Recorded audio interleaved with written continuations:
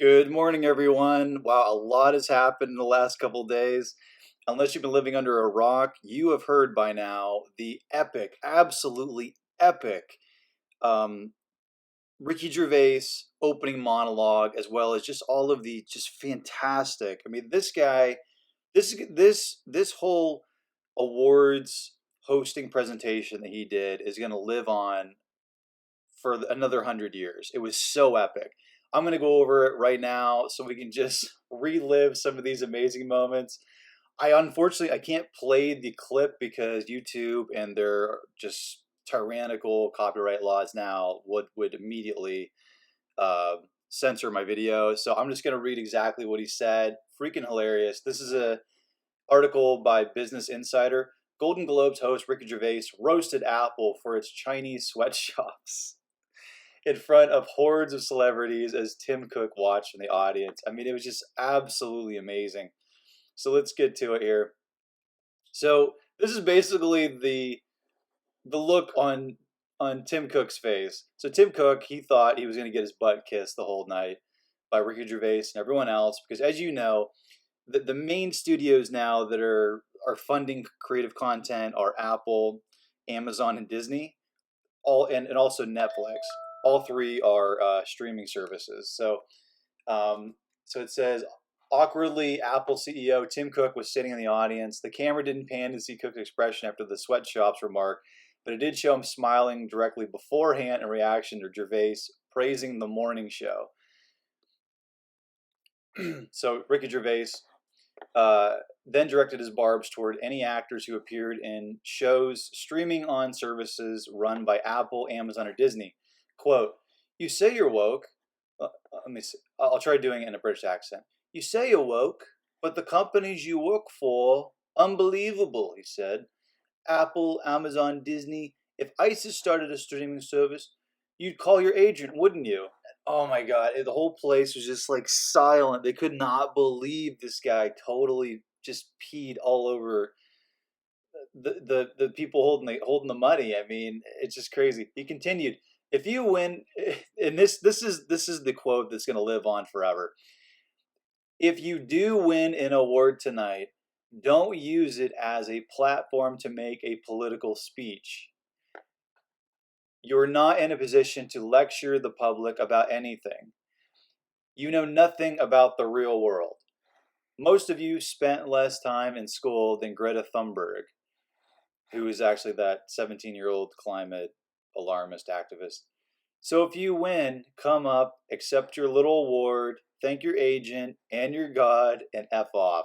The whole place was like, half was silent, half was cheering. Everybody, the dozens of people that watched this online or on television live, they were laughing as well. Millions of people afterward were just laughing at these clips. Absolutely epic, absolutely amazing. He also went after James Gordon. He made fun of the movie Cats. He said that cats, the worst thing to happen to the Cats movie is the worst thing to happen to cats since dogs.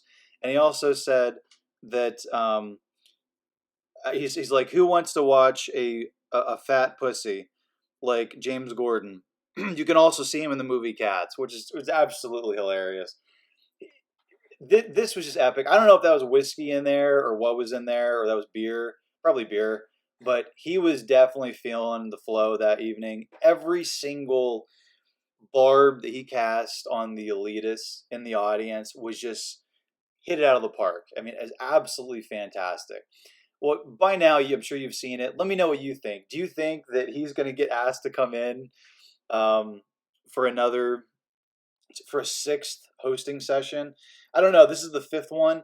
And the funny thing is about that, he was like, he even talked about Kevin Hart, which I feel really bad about because Kevin Hart was asked to host the awards, the Academy Awards, and he got ragged on so bad for like two tweets he did 10 years ago, which weren't even a big deal.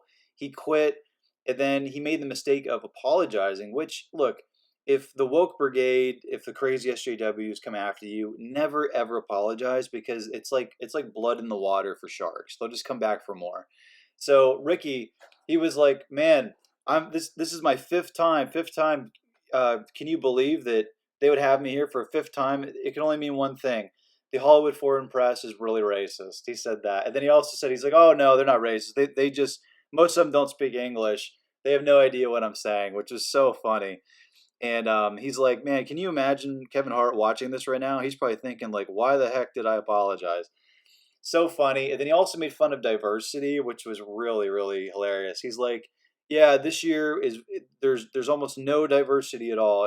It's really, really awful. It's so bad, in fact, that we canceled the in memoriam, which is basically, giving tribute to all the people that had died the past year.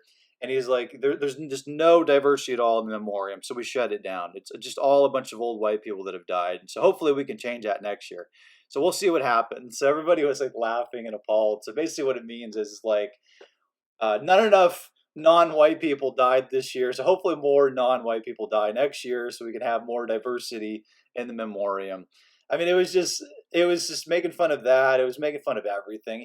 He killed every single sacred cow on the left.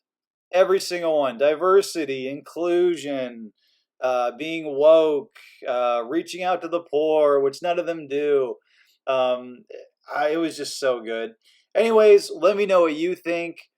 Do you think that this monologue and then just his whole hosting gig was as epic as what everyone is saying, or do you think it's overblown? Do you think he's going to get asked back for a sixth time? Because this is the only thing people are talking about. Nobody's even talking about the actual awards and who won the awards itself. Comment below, let me know. And as always, if you want future rants, reviews, and original content, click subscribe. Later.